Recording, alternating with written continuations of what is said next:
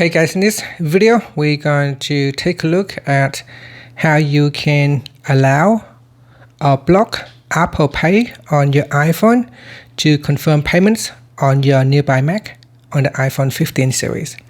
First, let's go back to the home screen by swiping up at the bottom of the screen.